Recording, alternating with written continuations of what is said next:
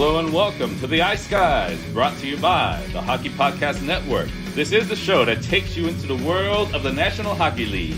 Every game, every day, from a sports betting perspective. With pro handicappers Alex B. Smith and veteran sports writer Jimmy Murphy. And now, here's your host, Ian Cameron.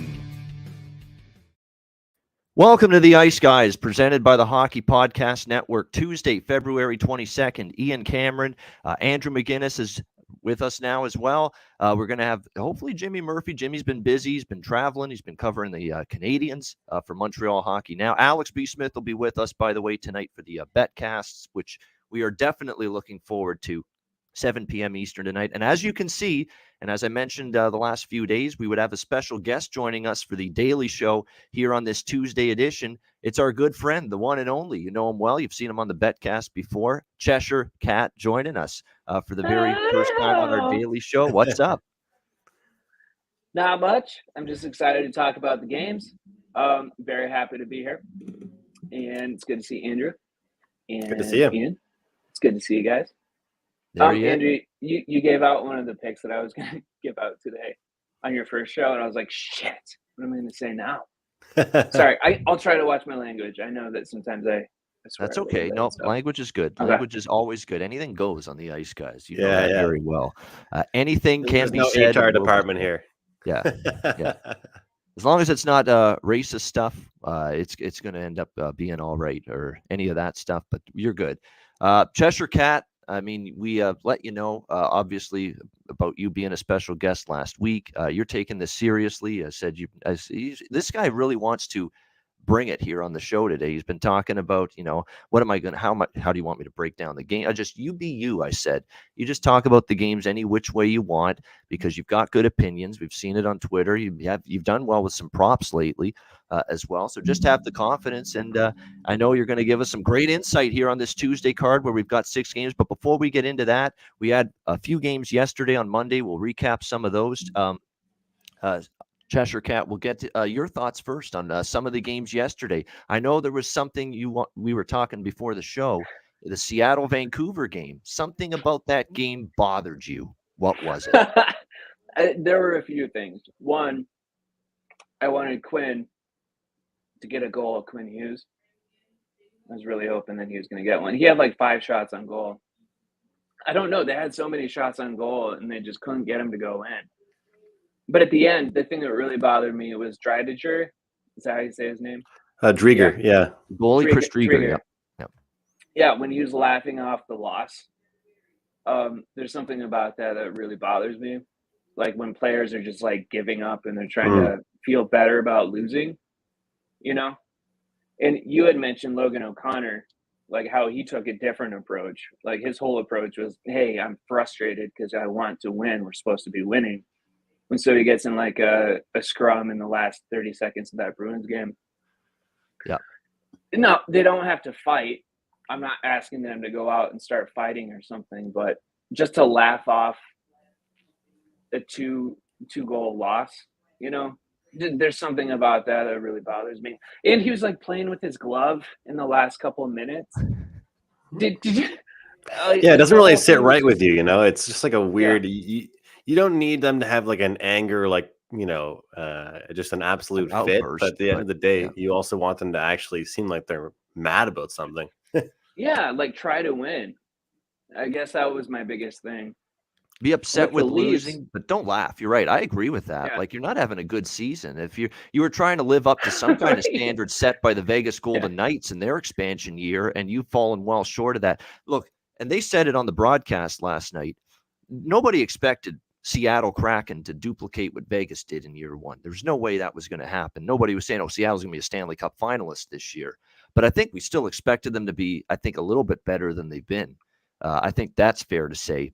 And we just haven't seen that. The goaltending's let them down. The defense, which I thought was going to be the foundation of any success they would have this year, has kind of crumbled. They haven't played defensive. Look how many shots they allowed yesterday. Yep. It was like 50 shots. I mean, that's the only thing I could defend Drieger for yesterday, is that maybe he was laughing at how bad his defense is. That is something to laugh about, because you're right. It hasn't been good most of the year. No question about that. And yeah, Logan O'Connor, we were talking about that. He had the approach of, we're losing. I'm not going to laugh about it. I'm going to get angry about it. I'm going to try to at least light some kind of spark for a Colorado team that the alarm clock just never went off for them yesterday.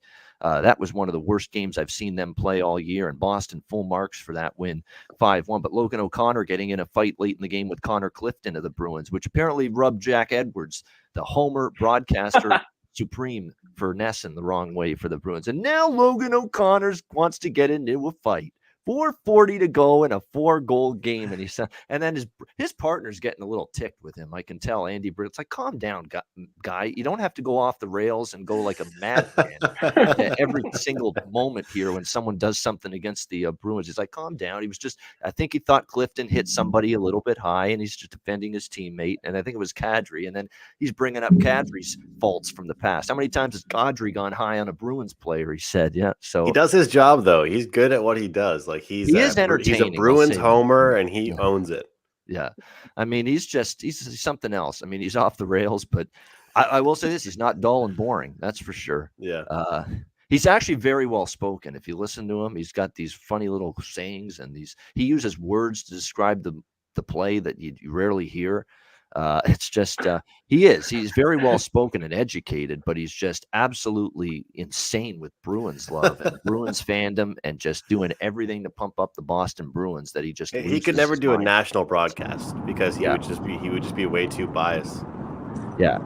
What a great time for Jimmy to join us. We're just ripping on Jack Edwards, Jimmy. That's one of my favorite things to do in life.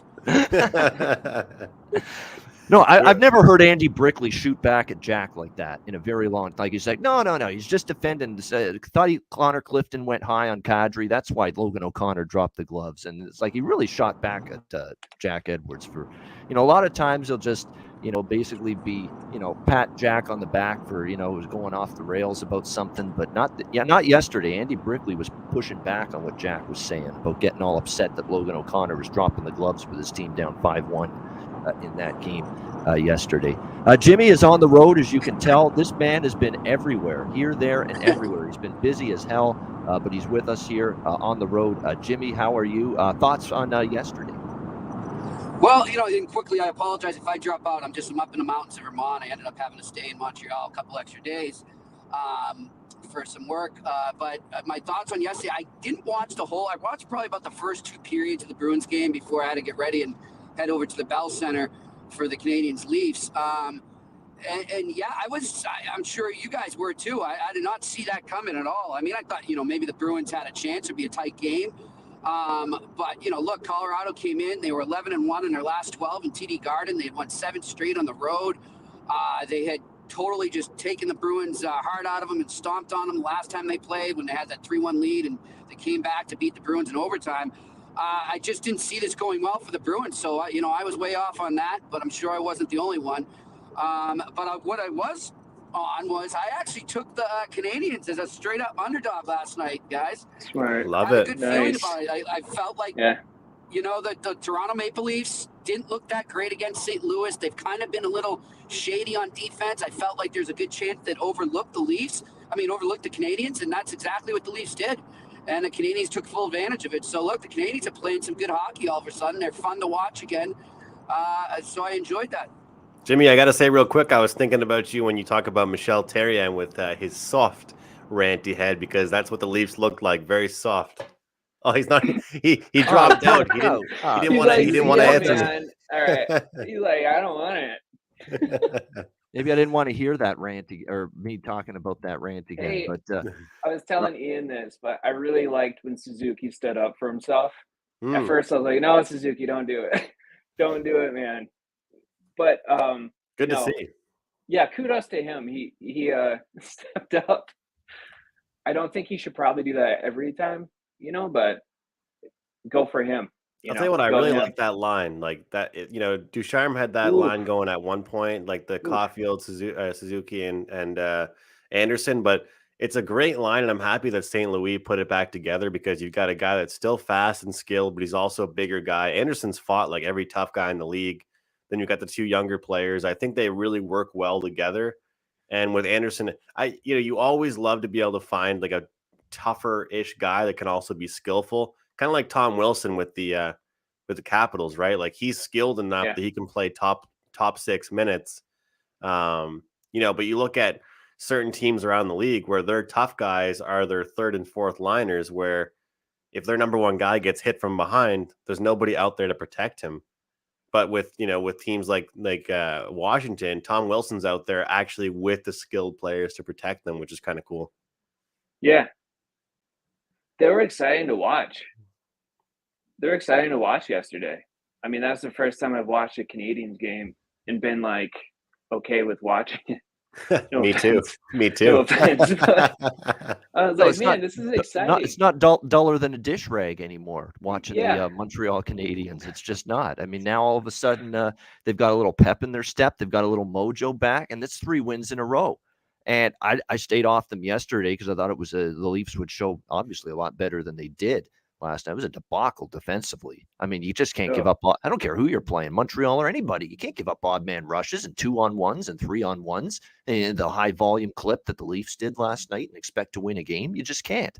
And they paid the price for it in that game. Helped Peter Mrazek, hung him out to dry. Although the third goal he has to stop. That third goal Hoffman scored.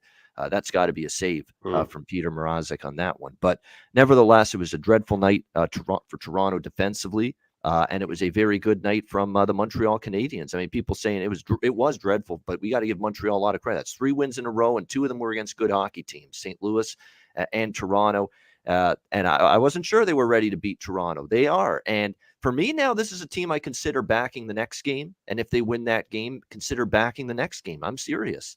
They've got a little mojo going at the moment. We'll see if they can keep this up. They're going to be against Buffalo Wednesday night. They're an even money price. I would only look Montreal in that game right now.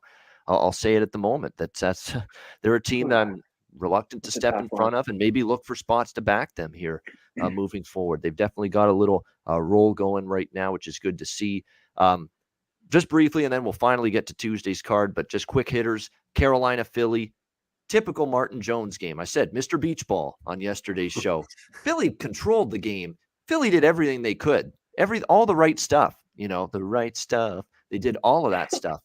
Almost 40 shots on goal against the Carolina Hurricanes, and outshot them, outplayed them, carried the play for the majority of that game. Carolina went 10 minutes without a shot on goal in the first 10 minutes of that game. And sure enough, it seemed like every great chance they got on Martin Jones, it was in the back of the net. That's the kind of game it was. And Philly deserved a better result than that, losing in overtime. They deserved to beat Carolina. They were better than Carolina, I thought, yesterday. But when you have subpar goaltending and marginal defense, which the Philadelphia Flyers do, that's what you're going to have happen right now. And 4-3 loss, tough loss there. Winnipeg-Calgary was a great game, by the way. Playoff intensity, really, really well played by both teams. Great goaltending from Hellebuck and Markstrom. And the Flames find a way, and Elias Lindholm's goal-scoring streak continues. He gets the game winner in the final minute. Yeah, I mean, overall, we saw 2 big underdogs cash in yesterday, obviously, but then the 2 favorites, and I'll pat myself because I was able to find those 2, Ian, and put them in the 2-teamer, and grab those 2 teams and actually turn into a plus 110. Let's not get too excited, Andrew. With just kidding. with the Flames and the Hurricanes. So what I gotta say though, with this Flames team, it's not like it's just a couple of guys that are doing it. Like it's several guys that are contributing, and to me, that's been the biggest success. But Ian, I gotta say, man, I'm kind of surprised that you didn't give us your full Sutter impression today on the show. I really thought we were going to see that out of you, but when he said that 10 wins in a row will only matter to him in the playoffs, I thought that was kind of amusing. Looking at that, what he said and how he didn't really even care about the streak they're on, but they're playing really well right now. And hey, we got Philadelphia on the second half of a back-to-back in one of the games we're going to discuss today, so that should be interesting to talk about that one as well. Yeah, another legendary, epic, classic Daryl Sutter quote yesterday after the win against Winnipeg, talking about the cushion. And someone asked him, how do you feel about this win streak? You've given yourself a little bit of a cushion. It's like, no, a cushion's a pillow that you sleep on. And then all of a sudden you take the feathers out, and all of a sudden you have no cushion. So he wanted, basically, it was a great quote. It was hilarious. He didn't want to hear any of it, because he doesn't want his team to start feeling too good about themselves, during this win streak, and maybe slough off and slack off and not do the things that got them this win streak. So that's exactly why he was basically wasn't interested in that question about the cushion, because that's a good and he knows he's in a damn good Pacific Division with a lot of good teams in it. Can't afford to rest on your laurels. You got to keep the pedal to the metal. Speaking of keeping the pedal to the metal, he's put the brake pedal on, it looks like. Jimmy Murphy to pull up and join us here. Jimmy, is that what you done? Stop at the side of the road here?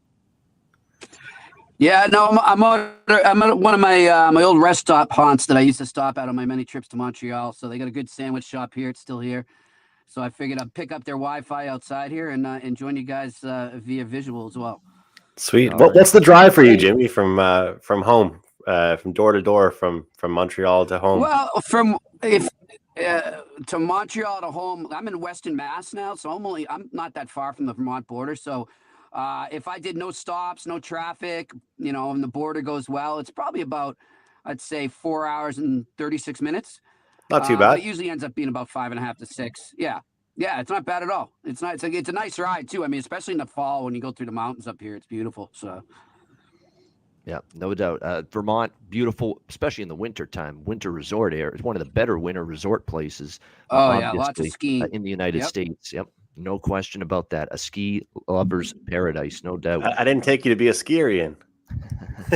No, I'm not a big skier, actually. I went on a bunch of these school skiing trips back in the day, and I think I skied once, like 6 years ago, on someone's cottage getaway up north, and that's it. Skiing's been few and far between. I'm not going to be winning any Olympic medals in alpine or cross-country skiing anytime soon. That's for damn sure. What I am hoping to do is win some money with betting hockey tonight, and we're going to try to do that here on this Tuesday card. 6 games. We'll start with Nashville and Florida. We've got Florida minus 215 to minus 220, minus 230 and 40 even in some spots. Home favorite, 6.5 the total in this game. The Panthers, a little bit of an interesting spot for them in terms of a negative. They are returning off a road trip that took them through Carolina, Minnesota. There actually was a longer road trip than that, although the All-Star break interrupted it. They've really only had 3 games on the road since the All-Star break: Carolina, Minnesota, and Chicago. And now they're back home. Won all 3 games. A little bit of a tricky spot, but I'm certainly not in a rush to fade Florida. They've been a wagon. They've been a freight train. They've been whatever cliche phrase or words you want to use. They have been that good, obviously, during this 3-game win streak. 3-2 over Carolina. They beat down Minnesota 6-2. I can't stress how impressive that was for Florida. Just a terrific game in Minnesota. Tough place to win. Good team. And they beat them down 6-2 and then 5-2 against Chicago on Sunday. Now they return home and they face this slumping Nashville Predators team that's lost 4 in a row. They have not won since the All-Star break. Losses to Winnipeg, Washington, and Carolina in their last game. The defense has eroded big time for this Nashville team. They've given up 5 to Winnipeg, 4 to Washington, 5 to Carolina, 14 goals rather in 3 games since the All-Star break for this Preds team on defense. I certainly like Florida a little bit in regulation. This might be a betcast game for me. Maybe Florida's slow in the first period. Maybe Nashville can take advantage, maybe lead 1-0, or at least keep this game tied for longer than you would expect. And I'm going to be looking at Florida maybe in-game, a better price than what we can get right now. Because even the regulation line here in this game is not the greatest price in the world by any stretch of the imagination. Florida in regulation's around minus 135, minus 140, which isn't great. So I definitely lean in that direction, but I'm going to wait till the betcast. And I like the over as well, 6.5, but once again, kind of with the betcast here, might be able to get a better number if the first 5 minutes we see no goals and you'll all of a sudden get 5.5, at minus 110 or minus 120. That's all it takes, and you're going to see a big difference. So this is a good betcast game for sure. Certainly lean Florida in regulation and over 6.5, but it's one of those spots where because we got the betcast tonight, maybe we can pounce on this as a live winning situation, kind of like we did with Tampa Jersey last week on the betcast, or Toronto. There was another game too, Philly Pittsburgh. We got 5.5 totals on the betcast last Tuesday. and we jumped on them, and they both cashed at the 5.5. So that's kind of the way I'm approaching this one when it comes to the bet cast later tonight. Cheshire Cat, what do you think here? Nashville, Florida. Yeah, I don't know. Obviously, Florida should win. I think their home record is like isn't it like 13-3 or something? It's very incredible. Good. 23-3. Yeah. Yep. They're 23-3. Holy shit! I mean, that's even better. So you would think that they're gonna win. There's something about it that feels weird to me though, and like you said, if I was, I think you kind of said everything that I would say, but if I were going to bet Florida, I would do it in game for sure, because there's a chance that the Preds they've lost 4 games in a row, and I don't think they're that bad of a team, honestly.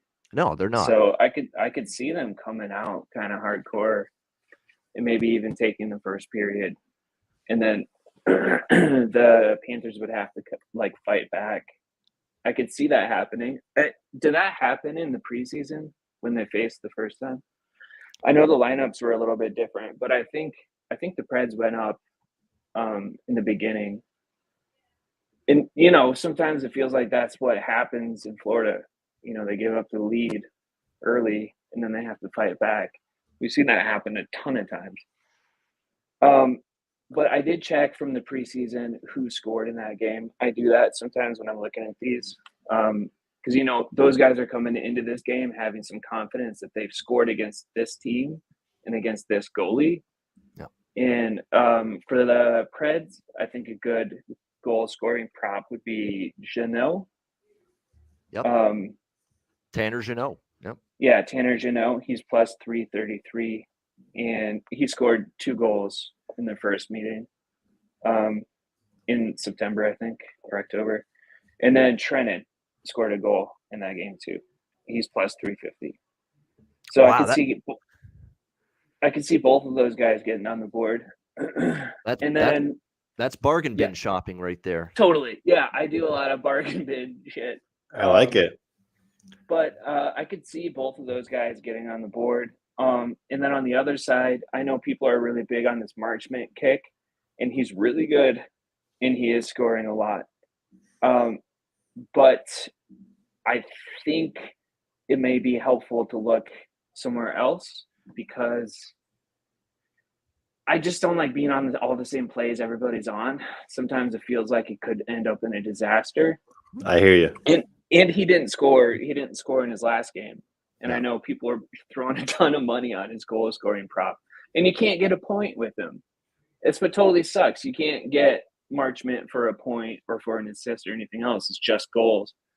So in the first meeting, sorry, I'm almost done. But in the first meeting, Verhaeghe and Uyghur both scored. And so they do have point props available for both of those guys. And I think Uyghur and Verhaeghe, however we say his name. Verhaeghe, yeah. Verhaeghe. I'm the name pronunciation guru, so I've got you. Yeah, man, you're good. Ian's the man with that. Yeah. They've been on scoring streaks, and they're good at home. Uyghur especially is good at home. So his point prop is plus 110. And I feel confident taking that.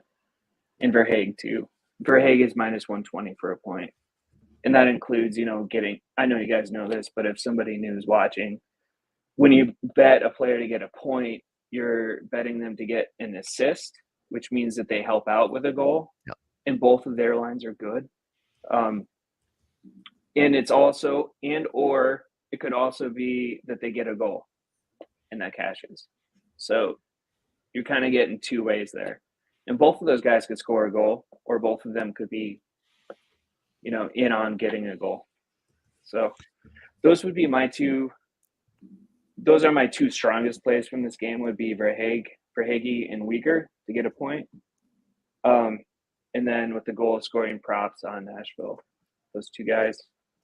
You're on the right path. Yeah, I like those goal props. You're on the right path with Uyghur, because he's got 5 of the last 6 games he's had a point. So that's good. Yeah. You look at home versus road, he's had 5 points. Now, 4 of them were against Columbus, that one game where they exploded. But you look at the home numbers in particular. His home numbers have been good. Yeah. He's been able to. Hell out of here, Jimmy. No, your mic sounds good, bro. You're good. Okay. Yeah, you're good. I think that, you're someone was saying your mic's a little garbled. I don't know. It sounded okay. Is it garbled? At least. No, you're good, man. You're good. You're good. I think you're muttering too. I don't know. Yeah, no, I think it's okay. Weegar's been getting points at home. Weegar's been getting points overall. You look at Verhaeghe. I'm going to bring up his numbers now. At home again, he in the last 10 home games, he had a couple of 2-point games, and he's had a point in 3 of the last 4 home games. And in the last 5 games, and he's had points in back-to-back games for Florida. So there you go. I think both in terms of current form and in terms of overall current form and home specifically for both of those guys, Verhaeghe and Mackenzie Weegar for the Florida Panthers, they're good bets, especially with the price you're getting with them to score points. So I like the thought process there. All right, Andrew, what do you think here? Nashville, Florida. Well, yeah, you look at Nashville, their team that, as you know, Ian, I didn't give them much respect for a lot of the year. And then they kind of got hot and it kind of blew up in my face. But then now you look at it, their last 4 games, they've allowed a minimum of 4 goals. Their defense has kind of let them down. And what we're finding out is that you can't just let Saros kind of be your saving grace. And I think that's really what we've seen with that team is, if he's not having highlight reel saves every night, they're allowing goals, and I understand they played Carolina, Washington, even a Dallas team, and then somehow Winnipeg scored 5 on them. But that 23-3 record at home, you just can't ignore it. It's something that I'm probably going to tie in, Florida with another team, just like I did the other day. I'm looking at Florida and the Minnesota Wild together. You can get almost even money with those 2 teams together in a 2-teamer. But I do like the over in this game. And I'm looking at some props that I've pulled up here as well. And I think Sam Bennett has a good game. I agree with the Verhaeghe prop. I think you can look it down the bargain bin with these. And, I think that the assist props are getting popular, and it's something that I'm looking to do a lot more now, because if you find a guy is far too heavily juiced on the point prop, you can take the assist prop and turn that into a plus price, because you take away the X factor of the goal, but you can be a primary assist or a secondary assist, and all of a sudden you cash that ticket. And with this Florida team, not only do they have goal scorers, but they have playmakers. A lot of their goals are really nice guys. I mean, they don't really score that many crappy goals, So, and what that really tells me is that chances are when someone scores a goal, there's 2 guys that are getting an assist quite often with that. So, and defensemen too, Ian. You got me on this a few months back with the defensemen on the shots on goal. Looking at Ekblad and certain guys on the blue line, because they're often punching it in from the blue line as well, trying to send that puck deep or off a rebound and stuff like that. So, look, I know it might sound simple, but hey, I try and find the spots to do this with, and I'm not going to go against Florida here because I don't think they can match them goal for goal, the Nashville Predators. If you put the Wild and the Predators together in a 2-teamer, I'll pull that up, the Wild and the Panthers together, you can get plus 110 right now. To me, that's a good spot for both these teams. I think I think Florida defends home ice once again. All right, Florida, Minnesota. Looks like a 2-team parlay route once again for Andrew. He was on one of those yesterday. It was a little more nervous than it had to be, but it got there. That cash, that's all that matters. But you know what's good about that? I got to say real quick, the shots on goal are the regulation wagers there. You had Carolina in regulation. Yep. You lost, and that's the thing about these 2-teamers is that you get to just have the money line. Yep. So if they need overtime or a shootout to win the game, it comes through for you. If that is indeed the way they go about winning that particular game, no doubt. All right, Toronto-Columbus. We've got Toronto minus 250 home road favorites in this one in Columbus, back-to-back for the Leafs. The total is 7. That is right, folks. We see a 7 now for the most part, pretty much across the board. It's rare that we see this, but that is what we've got. Now, this did open 6.5, and it quickly got pounded up to 7. There's now only a couple of stray books that have a 6.5, and even those that do, heavily shaded to the over at minus 140 is what we're looking at. So it's mostly 7 across the board. I know DraftKings definitely has it at 7 right now as well. And look, you understand why it's moved up. I mean, it feels like a offensive onslaught's coming for Toronto tonight in this game against this horrendous Blue Jackets defense, which has been bad all year. A Leaf team that's not at all happy with losing to Montreal in their performance last night. And look, the Jackets continue to have struggle to keep the puck out of their own net. It's been a major issue for them all season long. They did do a pretty good job against Buffalo, 3 goals allowed to the Sabres, but keep in mind, you're facing the Toronto Maple Leafs now. It's a little bit of a different story. 4 goals allowed to Chicago, 6 allowed to Calgary, 3 allowed to Buffalo when they faced them 12 days ago, and then 4 to Washington, 8 to Florida, 3 to Montreal, 3 to the Rangers, 6 to... You get the point. I mean, Columbus is just not keeping the puck out of their own net, and they have a journeyman goaltender in net tonight. That's what he is. It's JF Berube in net. Jean-Francois Berube. We cashed an over with relative ease Sunday when he started for Columbus against Buffalo. That game flew over the total. It's the only way I could look, even at a 7. There's just no way I could talk myself into an under in this game. And especially with the Leafs trending over the total as well. Offensively, they're still capable. Defensively, they're not right at the moment. The last couple of games, they have been porous in their own end. And I think it's not necessarily for sure or a certainty that the Leafs are going to have a defensive, reckoning here and an improvement tonight on a back-to-back. Because the one thing the Jackets are doing right now is they're scoring. This is a decent offensive team. Patrick Laine is scoring. Bjorkstrand's been good. Max Domi's even starting to chip in. Where did he come from? All of a sudden, he's putting the puck in the net for them. Roslovic has stepped up. Watch out for this young kid, Igor Shinnikov. They're liking what he can bring offensively. So as bad as they are defensively and the suspect as their goaltending is, they can definitely score some goals. And we've seen that lately from the Jackets. They put up a 7 spot against Buffalo, a 7 spot against Chicago. They've scored 4 against Buffalo, 5 against Washington, 4 against Florida. 5 against the Rangers. There's multiple examples the last 10 games or so where the Jackets have, scored some goals. Jack Campbell, of course, will be in net tonight on the back-to-back. I think what's another concern for the Leafs is that, they want to play better defense. They certainly should want to after last night's debacle. But Jake Muzzin is one of the better stay-at-home, sturdy, shut-down defensemen they have. He got injured last night for the Leafs, and he stayed in Montreal for further examination. So he's essentially out for the Leafs tonight. He won't be in the game against the Jackets tonight. So there's some shuffling now for Sheldon Keefe at the back end and along the blue line. You're going to have to shuffle up your pairs. It's going to be now, it looks like Timothy Liljegren, Dermott, Brody, Riley, Sandin, and Hall going to be your 6 defensemen tonight. So, this is definitely, now that it's 7, I'm not going to tell anybody bet it over 7 now when it was 6.5 earlier, because I did bet it at 6.5 minus 120.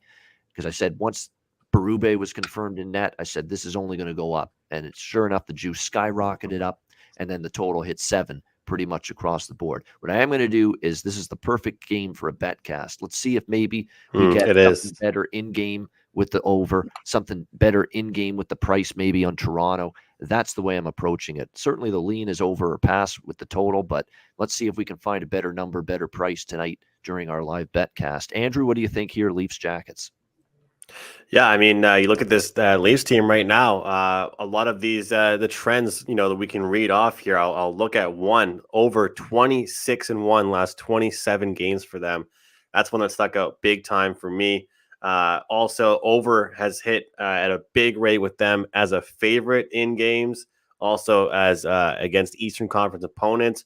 But the one that really stuck out to me is one that I always read out against, for teams like Toronto or Tampa Bay or Colorado. Teams that have great offenses. Maple Leafs 7-2 last 9 games when they've scored 2 or fewer in the previous game. There's a large scale to that too, but I like to look at shorter, smaller stuff as well. So 7-2, that's 9 games, which means they bounce back. And I'm never really a first period puck line player, but there's always spots that I look for. And the last first period puck line play I made was actually on the Maple Leafs, and it was after a very similar result that they had last night, and it came through, and they put forward a good performance for me in that first period. So I like the Leafs' first period puck line. I wanted to look towards the somehow in the team total here, but it's like minus 175. I think if you like the team total, you might as well take that puck line. But I also wanted to point out to people, if you like the Columbus Blue Jackets in this game, if you're going to be bold and gutty and actually end up taking this dog in this one, and you want that plus, 210 price, I hate to break it to you, but you're better off taking the minus 125 on the team total over 2.5 for the Jackets, because if they're going to win a game, they're going to have to get 3 goals, and they could still lose that one 5-3, but cash your team total. So I know some people might disagree with me on that big time, but my philosophy with underdogs these days has been taking the team total. Everybody wants to hit that big plus money, that big cash, but how many times have people taken these dogs, they score 4 goals, and they still end up losing 6-4 or 5-4? You want Columbus tonight to win? You think they're going to have a good game? Take their team total. It's 2.5 minus 125. You know what the Leafs is? 3.5 minus 175. So I believe we'll see goals as well, Ian. I don't think that the Leafs are going to be able to bounce back in a defensive way. Obviously, Muzzin's still out as well, which definitely hurts this team. Justin Holl had a really bad game yesterday. The top 6 was just absolutely destroyed by Toronto media yesterday, but also Sheldon Keefe. He said that our top 6 got outworked. Our bottom 6 were our better players. Lots of quotes being tossed around that locker room yesterday. So, in summary, I do like the over with you. The first period least puck line is a play for me, and I look forward to jumping in on the betcast earlier this time or I guess this time around. I wasn't on last week, but and talking about this game. This one should be a good one. As far as the props here, I mean, if you're not betting Mitch Marner over shots or Mitch Marner to get you an assist, I'm not so sure what you're doing. I mean, Ian, who is someone that does not lay prices quite often, said it the best last week.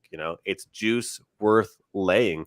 Yesterday, I hope you did it as well, Ian. Minus 150. That's what I laid anyway. Over 2.5 shots. Mitch Marner, he had 4 in the second period. I'm on him once again tonight, and I'm also on Patrick Laine to get going as well. I think he had 5 and 4 and 4 last 3 games as far as shots goes. He's been performing as well. And kind of a unique prop that I'm giving out here today, guys. Zach Werenski over 0.5 hits for tonight. I expect a kind of a physical game, and Morgan Riley over 0.5 hits. So I know that's kind of a off the board props there, guys, but those are kind of something I'm diving into these days. Yeah, if you saw on Twitter on Sunday, I went a little higher volume than normal with player props, and especially shots on goal props. It was that great Sunday where you had games staggered all afternoon, all night, and I remember posting Patrick Laine over 2.5 shots on goal, and he had 4 in the first period. That's absolutely a bet I like here, and I'll be on betting Laine over shots again. He has over 2.5 shots in 7 of the last 10 games, 3 of the last 4 home games as well for Columbus going into this game. So I agree with that. Now, the Marner, again, they're starting to finally make an adjustment with his shots on goal props, no question, but I certainly wouldn't say don't bet it. It's just now you're getting minus 150 or higher price instead of, the even money minus 110 we were getting at one point.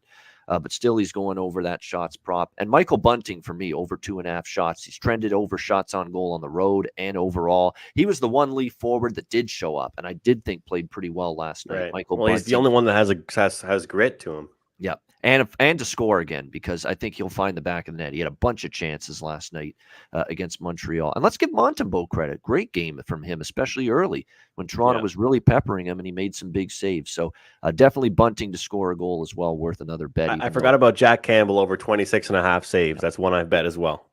And I'm going to add one as well. Over 6.5, I've already bet before it got to 7.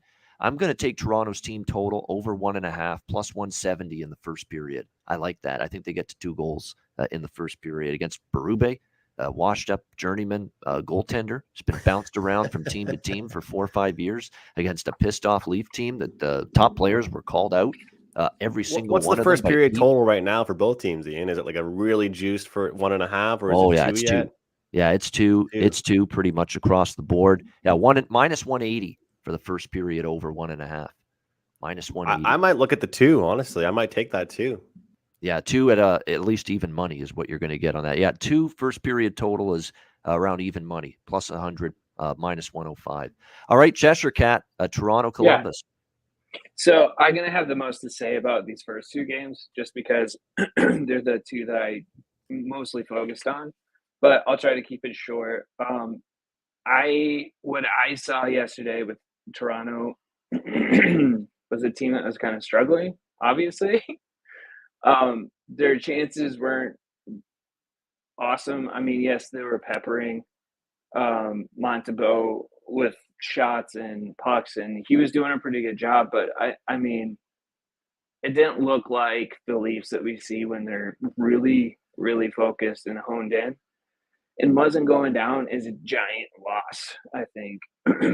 It sucked to see him in that much pain on his birthday. I was like, man, it's your birthday, dude.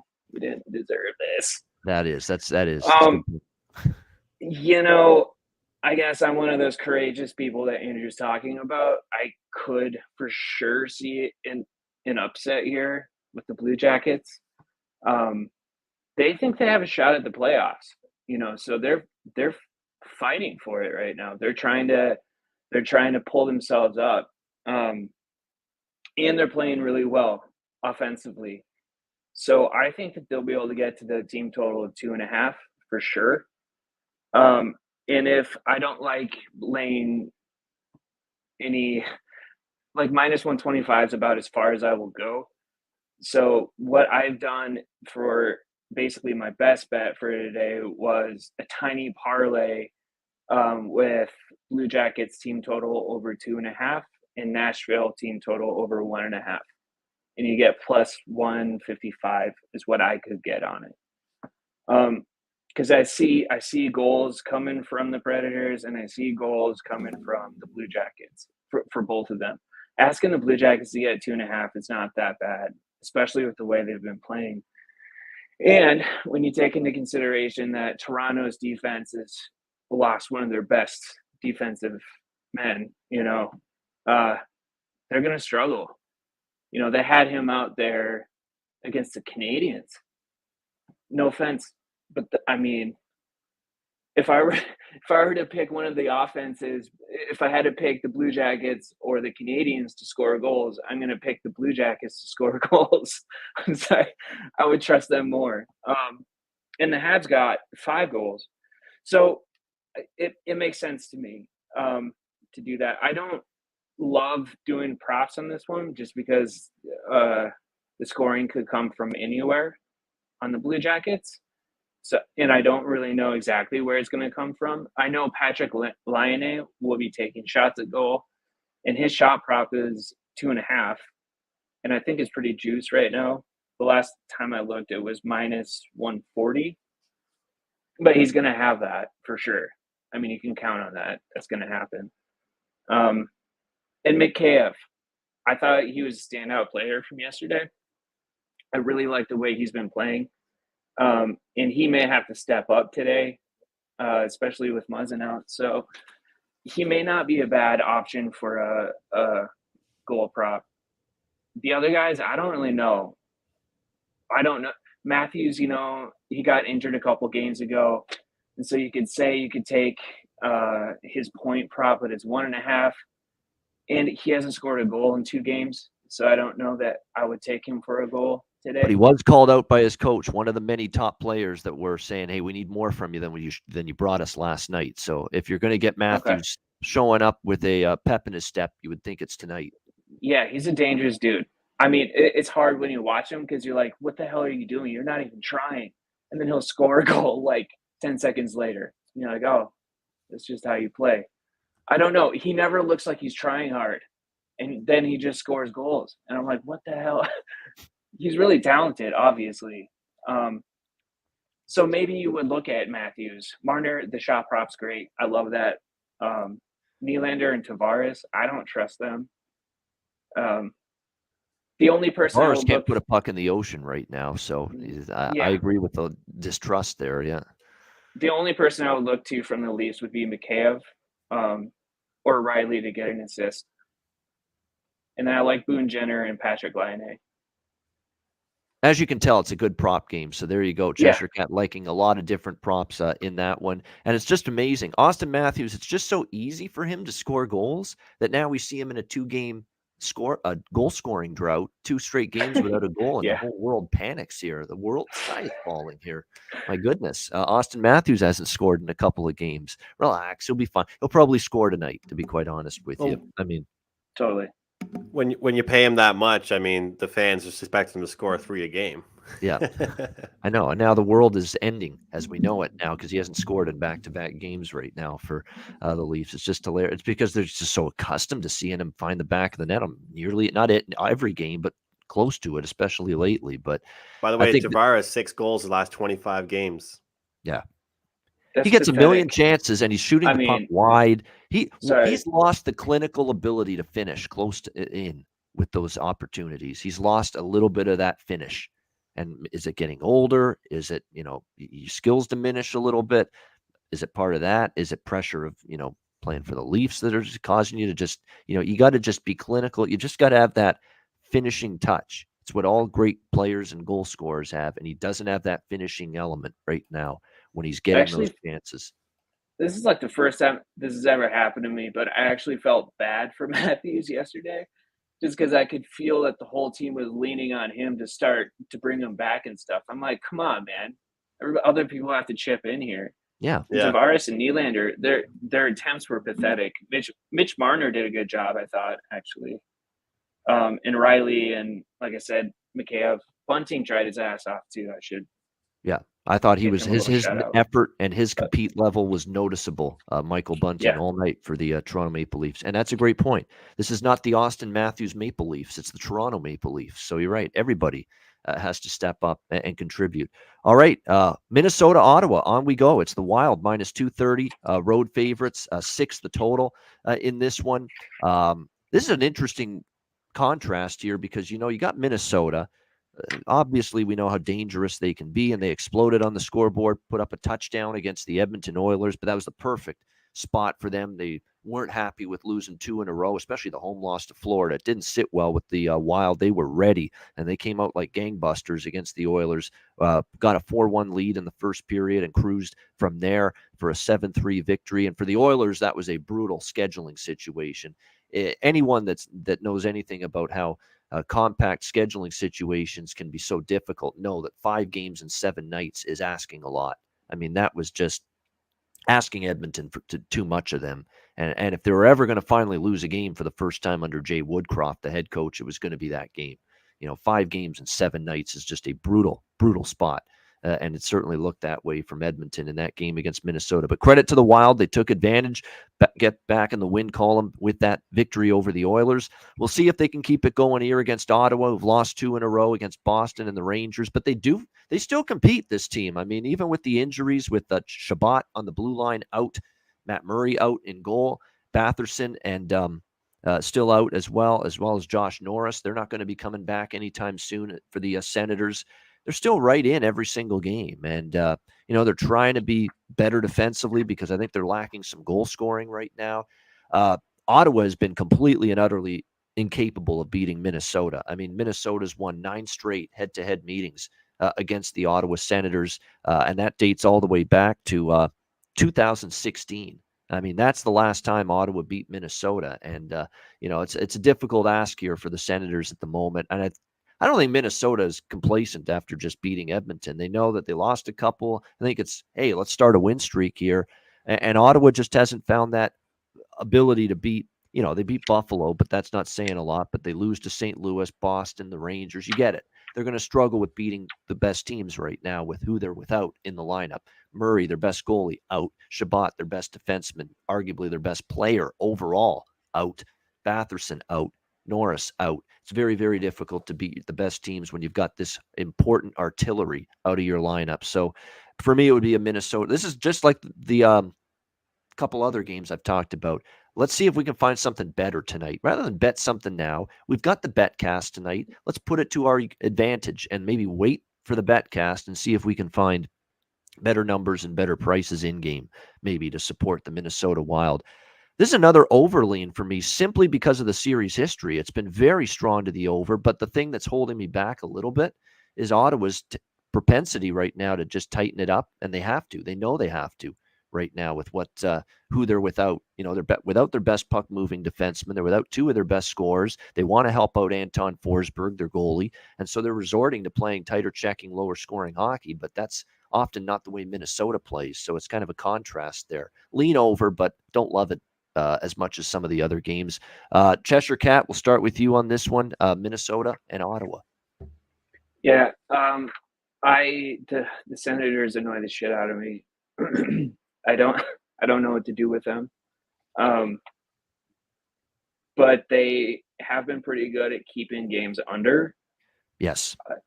So part of that is because they can't score, and the other part is because they like to just annoy the other team and like keep them from scoring. So I wouldn't play an under with the Wild. I mean, they're a wrecking ball. So I don't really have a big play on this at all. The only thing I would look to is maybe Baldy for a point or for a goal, because I know he's going for that the award. What do they call it? Is it the Calder? Calder, yeah. Yeah, the Calder award. Trophy for the rookie. Calder best trophy. Rookie. Yep. Yeah, I think he's going for that. Or I read something about him going for it. The Wild Twitter page shouted out Fiala today, and so you may look to him for a point or a power play point. And that's about all I have. I don't want to do anything with the Senators side. I'm tired of them. Well, you know what it is? I find my timing with them has kind of been off at times. There's just been times I've backed them as a big dog, and times I've gone against them and they've won. And times I've gone on bet them as a big dog and they've just fallen short. Although I did finally get them right on Sunday. I took Rangers in regulation, and I did sprinkle on the draw because I said I don't see Ottawa winning in regulation on Sunday. I said it'll either be Ottawa in overtime or a shootout, or the Rangers will win. So I said 3 out of the 4 possibilities, and we ended up getting the Rangers in regulation. So they're just going to have a hard time, against the absolute best teams, at the moment, because you're talking about 2 of your best scorers and forwards out. You're talking about your best defenseman, maybe your best overall player out in Shabbat. Murray, your best goalie out. It's hard to replace all that.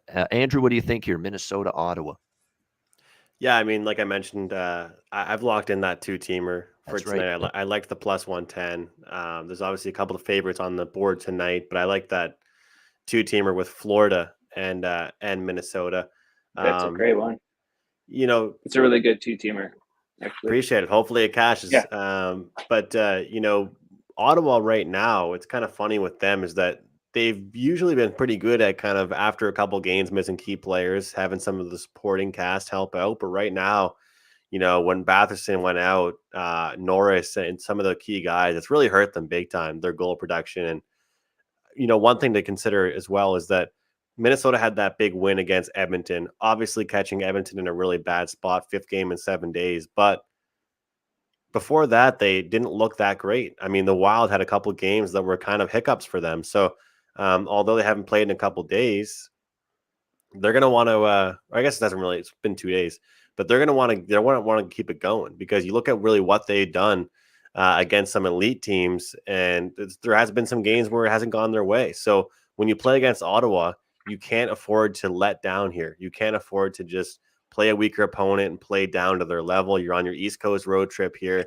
You have to kind of match up with them and come to play. So, which is one of the reasons why I'm not really on the puck line here. I'm just on the money line 2-teamer, and I really love that plus 110 price. So that's all I've really locked in. I do like the Kaprizov prop for his shots on goal tonight, and that's all I've really played. All right, Kaprizov over shots on goal. Fiala goal score prop, certainly interesting in my opinion as well. Something to keep in mind. Boldy to score a goal at plus 300. He did score against Edmonton. Some of his goals have come on the road. Boston, Islanders, Edmonton, as of late. And of course, overall, he scored the hat trick against Detroit, had the goal against Edmonton. Plus 300. I think he could do worse than that. So there's definitely a bunch to look at. Fiala's shots, be careful. Fiala's shots on goal prop is 3.5 now, and he's been at 3 for the last several games with his shots. So he's actually been staying under that. So they've made a adjustment finally with Fiala, who'd been going over 2.5 a lot earlier this year. Now it's 3.5, and he's staying under that number. It's a big difference, 2.5 to 3.5 when you're talking the shots on goal props for sure. So if somebody's looking for that. Sorry to interrupt you. No, if somebody's looking for a bargain and they're thinking they're going to take a Senator, I wouldn't do Kachuk. You may get burned by him. He's pretty inconsistent. Stutzla has been good. And Connor Brown has been good.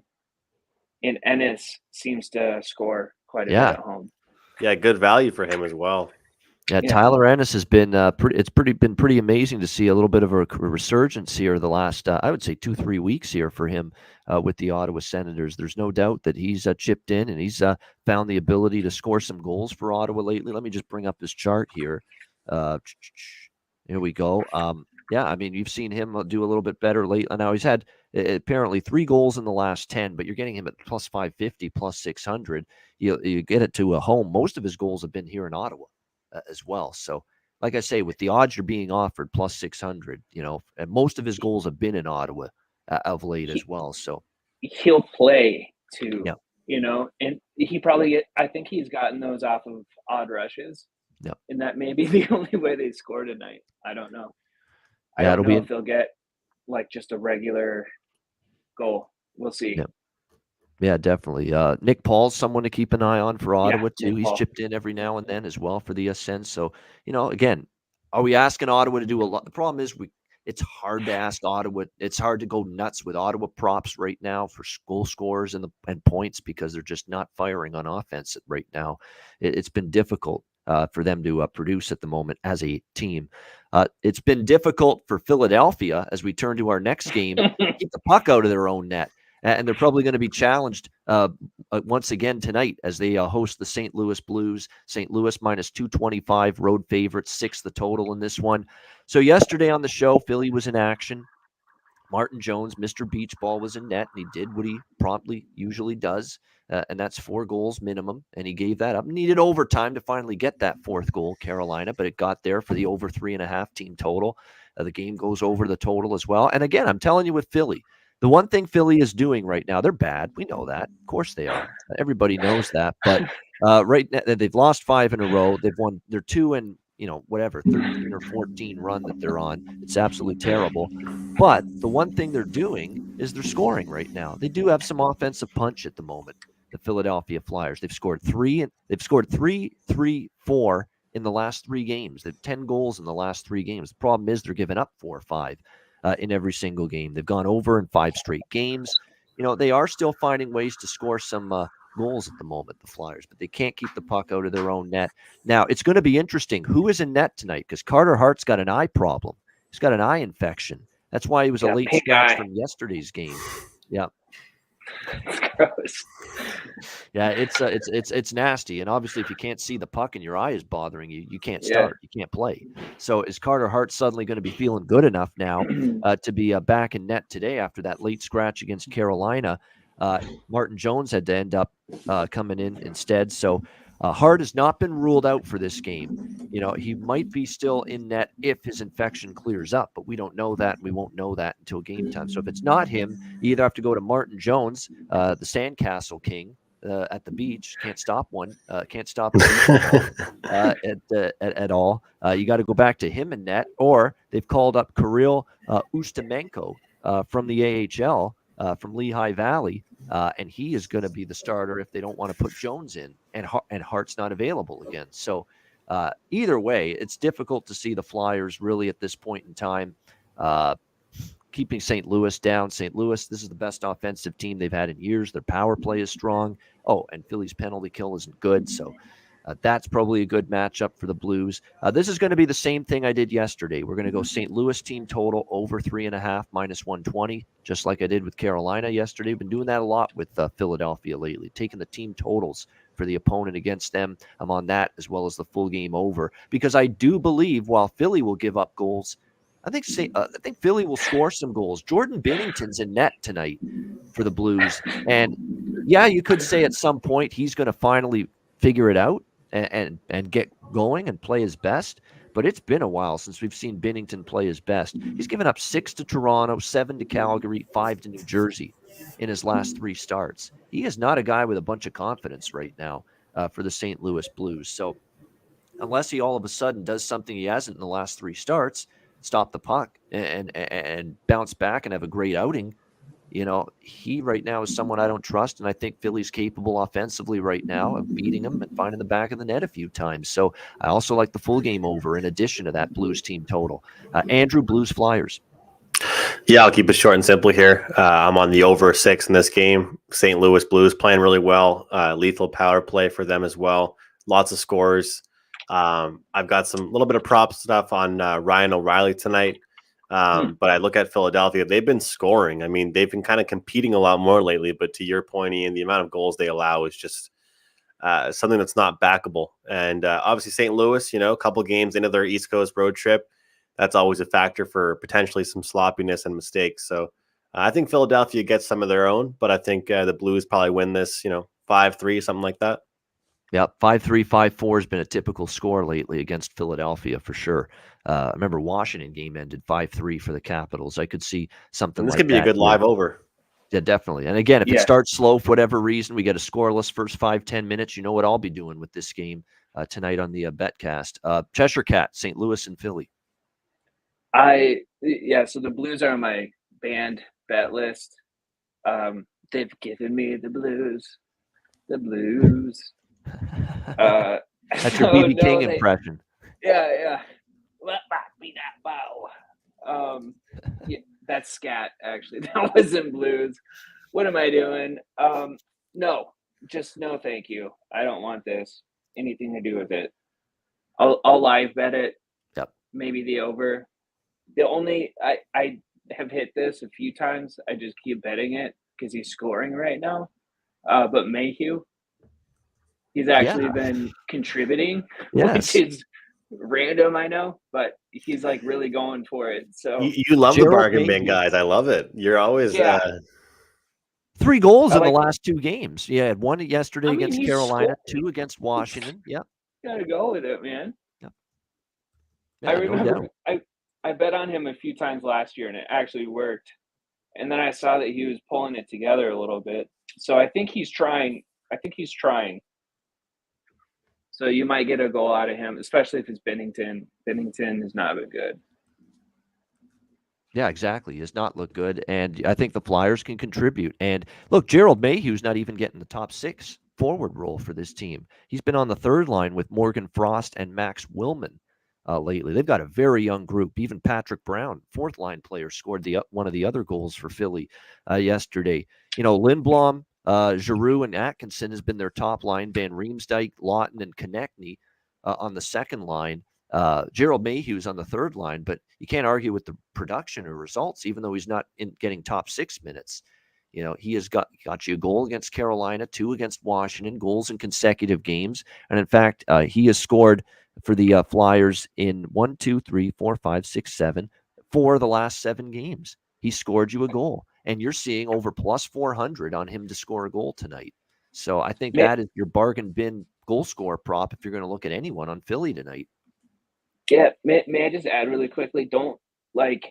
For me, when I first started betting these props, it freaked me out. I would just stick with the plus hundreds, plus 100 something, just because I was like, they're going to fucking score.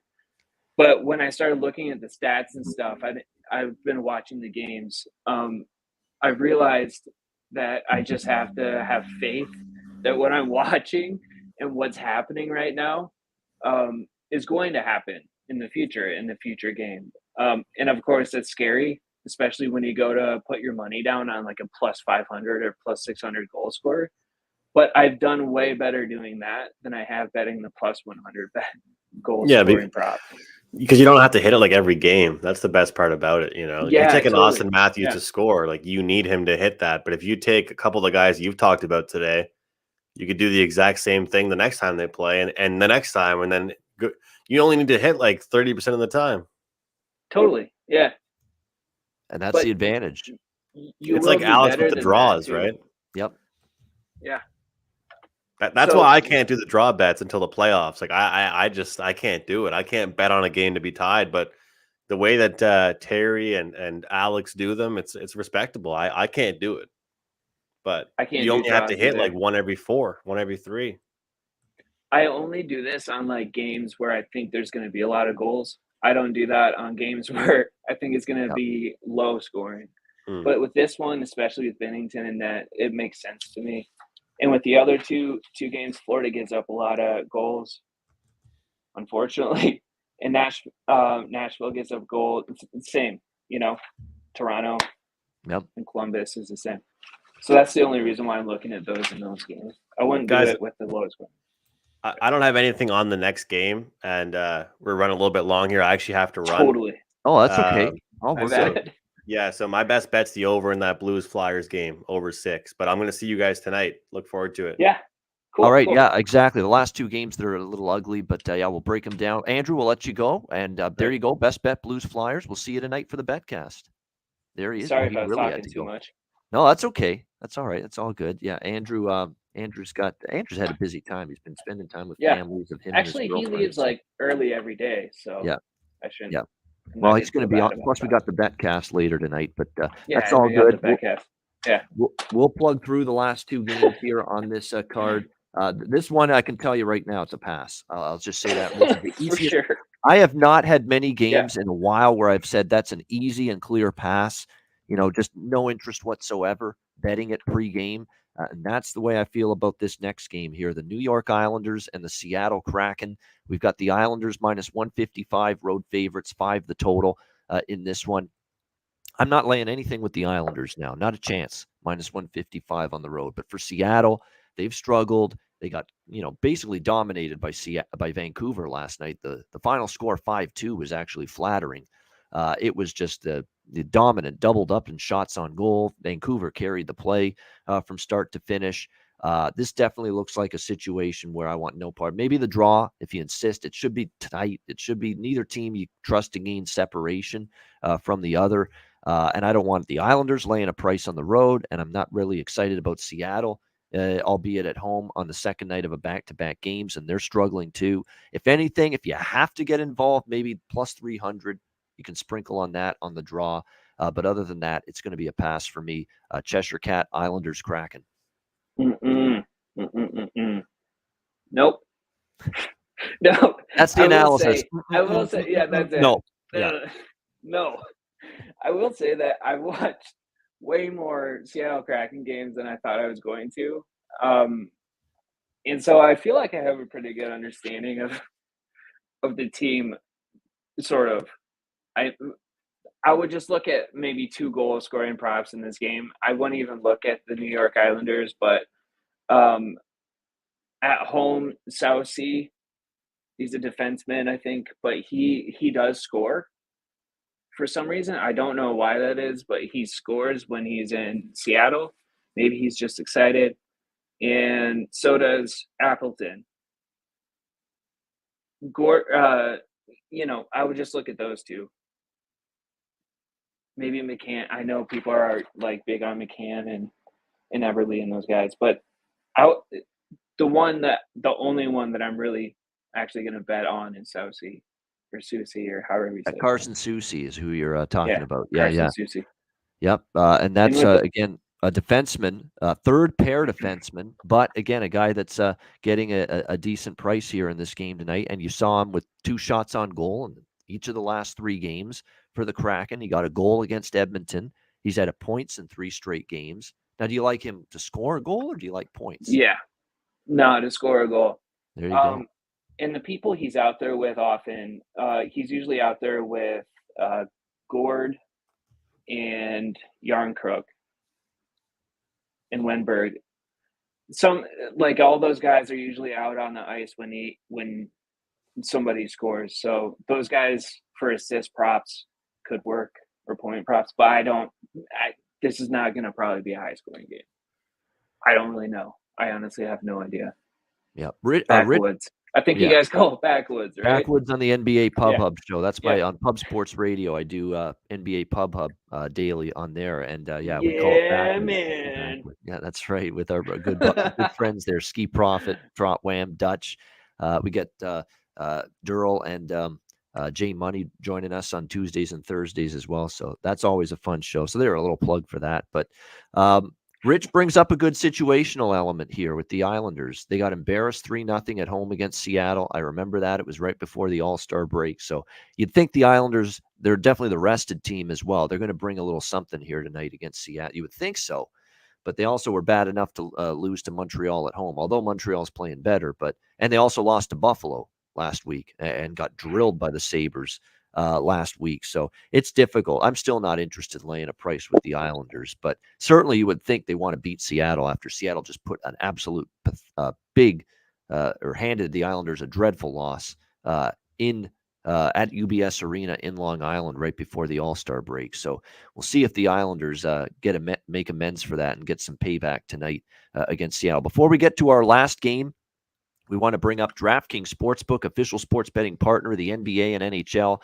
New customers can bet just $1 on any NBA team, get $150 in free bets if they win. It's that simple. If DraftKings Sportsbook isn't available in your state yet, you can still take your shot at a big payday. Everyone can play for huge cash prizes with DraftKings daily fantasy basketball contests. DraftKings is giving all new customers a free shot at millions of dollars in total prizes with their first deposit. Download the DraftKings Sportsbook app now. Use promo code THPN. Bet just $1 on any NBA team and get $150 in free bets if they win. That's promo code THPN at DraftKings Sportsbook, an official sports betting partner of the NBA and NHL. Must be 21 years of age or older. Minimum age and location requirements vary by jurisdiction. See DraftKings.com/sportsbook for full list of requirements and state-specific responsible gaming resources. Void where prohibited. Minimum $5 deposit. Gambling problem, call 1-800-GAMBLER. Download the DraftKings app. Sign up for an account. Use the promo code THPN. All right, final game of this Tuesday 6-game slate. San Jose Sharks, Anaheim Ducks. Anaheim -150, home favorites, 5.5 the total. I am on the Quackers tonight. Quack, quack, quack, quack, quack, quack. Yeah, I laid $1.45. It's gone up slightly since then. -150. Maybe consider regulation now if you haven't bet the money line yet on Anaheim. If you like that side, maybe you can bet at regulation at the current price just because you're going to get a better number there. I just think Anaheim is better than San Jose, and San Jose just remains a bet against team for me. I think I've been against San Jose in every game just about since the All-Star break. I took Edmonton against them, cash. Took Vancouver against them, cash. Took Vegas in regulation on Sunday night against the San Jose Sharks and cashed in there. I think they're just in a free fall right now. Their offense is hit or miss. If Timo Meier isn't scoring for them, a lot of times they're not winning. And James Reimer, the goaltender for San Jose, has fought the puck consistently and not been good lately. And he's got to start every game because Aiden Hill remains out for the San Jose Sharks. So he's got to be the guy every night for them in net. It's going to be Anthony Stolarz in net tonight for the Anaheim Ducks in this game. So it's been a while since we've seen him in the starting net for them, but still 2.73 goals against, 919 save percentage, capable goalie still. And I think he can go in there and help this Anaheim team win. Anaheim had a rough go of it as well since the All-Star break.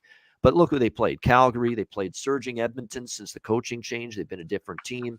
And then they bounced back and they handed it to Vancouver 7-4 on Saturday night. Much better game from the Ducks. And now they're returning home and taking I think, a bit of a step down in class after some of the teams they've played lately. And like I said, San Jose, Carlson missing has been big for them.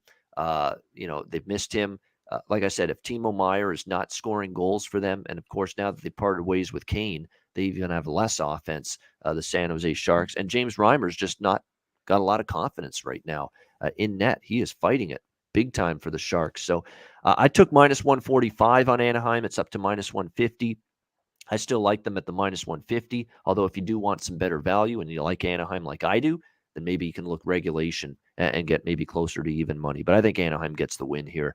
Cheshire Cat, San Jose, Anaheim. I pretty much agree with everything that you said. Sometimes when spots look really obvious to me, I just bet them and then I end up losing. But I think the Ducks are going to win this. I'm not going to do anything on this game, actually. The only thing that I would look at would be the Ducks team total over, because they do go over quite a bit at home.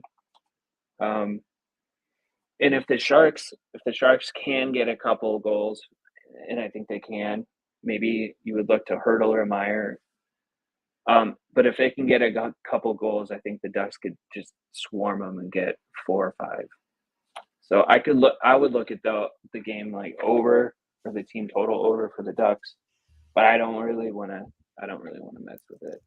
Yeah, Anaheim's actually, it's funny, since the All-Star break, they've gone 3 straight games over the total, and San Jose's been kind of the opposite. 2 of the 3 have gone under, and San Jose's actually 4-1 to the under in their last 5 games. So this is kind of like Minnesota, Ottawa when it comes to the total. You got Ottawa going under every game. You've got Minnesota going over every game, kind of like that here. Anaheim's going over, but San Jose's kind of trending under. So we'll have to see how this. That's why I have no opinion. I'm staying away on the total, but I like Anaheim here. I think they get the job done in this one. I still think you put their roster side by side with San Jose. I just think there's more blue chip talent on Anaheim now than with Terry and Zegras, and Drysdale on the blue line is going to be a terrific defenseman for the Ducks. And I think a lot of those guys are only going to get better. Sonny Milano's been pretty solid this year as well. For them. Adam Henrique is starting to find his offense now too lately for the Ducks. And Sam Steele and Raquel, they're getting scoring from everywhere, which is really impressive, honestly. It's hard to know who's going to be scoring and who isn't. Yeah. But Sam Steele's been really impressing me, and Raquel and Milano, like you said, and Zegras obviously. Troy Terry. I mean, there's a lot of guys on the team that I like. Yeah, no doubt. Yeah. They're going to be a good young team. They just keep, adding and drafting well, bringing up more prospects and putting them in the lineup. They are probably going to be a team to be reckoned with for a long time to come. Great stuff. You made it through your first appearance on the Daily Show. You did a great job. I thought you did. I like that you really looked at the prop market. We are really trying to incorporate that a lot more on this show. Is player props, point props, goal scorer props, shots on goal, all of that stuff. We really want to try to bring more of that. And there are some games, these late games in particular, where I have some shots on goal and player props in mind, but I'm going to save it for the BetCast because that's the reason to tune in for sure tonight. And speaking of the BetCast, it is tonight.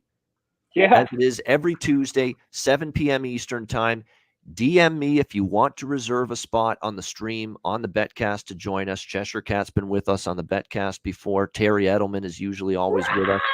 Vito's been on with us a bunch on the BetCast. We've had Melissa on, although again, we're just waiting and with anticipation for this baby to be born for her. We're just waiting on that, and hopefully, she had it. She did. Yeah, she had it. She has a picture up on Twitter. Oh my goodness! How did I not see that? One. Yeah, there we go. Carter. His name is Carter or something. How did I not see that? When did she post that? Was it days ago? No, I think I just saw it this morning. I think. Oh, okay. Oh my gosh! Well, congratulations, Melissa. Yeah. So there you go. I hadn't seen it. There we go. Fantastic. Congratulations, Melissa. She's been on the BetCast before. Again, we'll let her dive into the first few days and weeks of being a mom, which I'm sure is an unbelievable thrill. It's a life thrill. Absolutely. So great stuff. Congrats, Melissa. But we have a great turnout every Tuesday night on the BetCast. So looking forward to another one. So if you want in, send me a DM and I'll make sure you join us on the BetCast tonight. Looking forward to it. All right. Looking forward to best bets as well right now to wrap up the show. See if we can cash in with some best bets in NHL action tonight. Cheshire Cat, first ever best bet on the Ice Guys show. What have you got? Yeah, man. Just kidding. You love that, don't you? When Dutch does that. Yeah. That's on my NBA show. That's what that is. Yeah. Dutch has got so much energy when he does this. I don't have as much energy as he does, but what I would do is my best bet would be Columbus team total over 2.5 parlayed. You could take that individually, and I think it's -125. But I like plus money, so I took the over 2.5 goals team total for. May I start over? Go ahead. You got a team total parlay, right? Yes. Nashville and Columbus. So it's yes. Thank you very much. So it's a team total parlay. One is for the Columbus Blue Jackets. It's over 2.5. And for the Predators to get over 1.5 goals. Parlay. And that's Yep. Parlay that together, and it's plus 155. All right, there we go. And that's good because a lot of the underdogs, you get better numbers with their team totals, lower numbers, take advantage of them. And Cheshire Cat looking to do that. Parlay, team total parlay, Nashville and Columbus. There we go. Both Nashville over 1.5, right? Yeah. So Nashville just over 1.5. And Columbus over 2.5. Yeah. That's all they have to do is get 2 goals. They can do that. 2 from Nashville and 3 from Columbus, and you are a winner with that. All right, there you go. First ever best bet on the Ice Guys show for Cheshire Cat. And my best bet for this show, I'm going to go with, let's see here. Let's do St. Louis, Philly. That's the same one as Andrew. I try to do it. Toronto, Columbus, I like over. Same with Nashville, Florida, too. But my favorite's definitely Blues and Flyers, over 6. Flyers just a dead nuts over team right now. St. Louis, Philly over 6 for my best bet. Betcast tonight. Make sure you join us for that, 7 p.m. Eastern. We're looking forward to it. Once again, thanks to Cheshire Cat for joining us as our special guest today. We're going to try to make Tuesday every week moving forward like a viewer or listener special guest show, and looking forward to that for sure as well moving forward. So having one of our viewers and listeners joining us each week. So great job by Cheshire Cat. Reminder. Hey, thank you. Yeah, it's great to be on the show. Just wanted to say that. Thank you very much for having me on. It's very cool. Absolutely. We'll have you back later in the season for sure. Great stuff. The Ice Guys is live 7 days a week, Monday to Friday, 2 p.m. Eastern, Saturday and Sunday, noon Eastern. If you can't watch the show live, download the Ice Guys podcast in audio form on all major podcast platforms, Google Podcasts, Apple Podcasts, Spotify, Stitcher, and iHeartRadio. Download the Ice Guys podcast when you can't watch the show live. Great question, Ralph Bryant. My underdog fell short with Winnipeg yesterday after I had Montreal Sunday, St. Louis Saturday. We had done well with some of these bigger underdogs. I am actually going to give you one, and I do like this bet, actually. It's Nashville, believe it or not, in the first period against Florida. Plus 145, plus 150. I really do think they're going to have a good start because they've lost a bunch. They're desperate. Florida's rolling in off the road trip. They could get off to a bit of a sluggish start. Nashville, if you remember in the game against Carolina Friday night, the first period was their best period. They outshot Carolina 10-8, and if not for Frederik Andersen, Nashville could have scored in that opening period. I thought their first period was very good against Carolina on Friday night, Nashville. And if they bring that type of first period tonight, they have a shot maybe to be ahead after the first period. So I don't like any of the other dogs. I mean, Columbus, perhaps, but no. Ottawa, no. Philly, no. Seattle, no. San Jose, no. So that's why I'd go with Nashville first period, plus 145. I don't trust Nashville to win the game because Florida will get better as they always do as the game goes on, especially at home. But I think in that first period, Nashville could be live at plus 145, plus 150. So there you go. I think there's a good chance that Columbus wins. They can score, so they'd better defend Toronto. Yeah. They better defend a little bit better. That's the one thing Columbus can do is find the back of the net for sure. That's a wrap. Cheshire Cat, thanks again. For Cheshire Cat, I'm Ian Cameron. Have a great Tuesday night. Enjoy the games and good luck. We will be back for the Betcast. Some final words from you, Cheshire Cat, before we say goodbye. Oh, I don't think I have anything to say. Thank you a lot for having me. Thanks. I was reading the chat. You guys are saying some really funny stuff. I think that's about it. There you go. The chat is good. The chat informs and entertains. That's why I love reading their comments every day during the show. There it is, the Ice Guys for another edition. Join us for the Betcast tonight, 7 p.m. Eastern. We're looking forward to, and bring your adult beverages with you as well. Beer, whatever, whiskey, even if it's just non-alcoholic or no liquor or whatever, bring it. And we're going to have another Betcast fun Tuesday night. Join us at 7 p.m. Eastern for that. Thanks for watching the Ice Guys. Enjoy the games and good luck. We'll talk to you again for the Betcast tonight. And, of course, tomorrow on Wednesday for another edition of the Daily Ice Guys show presented by the Hockey Podcast Network.